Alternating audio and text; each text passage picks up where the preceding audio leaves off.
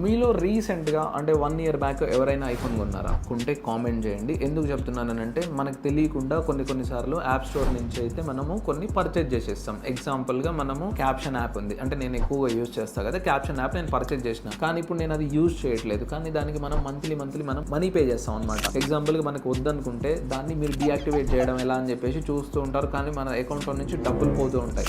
So simple, ఇక్కడ కనిపిస్తున్న స్టెప్స్ని మీరు ఫాలో అయిపోండి. ఇక్కడ మీరు ఎన్ని యాప్స్ని మీరు సబ్స్క్రిప్షన్ తీసుకున్నారో మీకు అన్ని ఇక్కడ కనిపిస్తాయి. మీకు ఏదైతే అన్వాంటెడ్ ఉందో ఇవి తీసేయండి. ఫస్ట్ మీరు యాప్ స్టోర్ని ఓపెన్ చేయండి. థర్డ్ పాయింట్ చాలా ఇంపార్టెంట్, గుర్తుపెట్టుకోండి. యాప్ స్టోర్ని ఓపెన్ చేసిన తర్వాత ఇక్కడ మీకు మీ పేరు కనిపిస్తుంది కదా కార్నర్, రైట్ సైడ్ కార్నర్లో, దాని మీద మీరు ట్యాప్ చేయండి. ట్యాప్ చేసిన తర్వాత మీకు యాప్స్ అండ్ సబ్స్క్రిప్షన్స్ అని ఉంటుంది.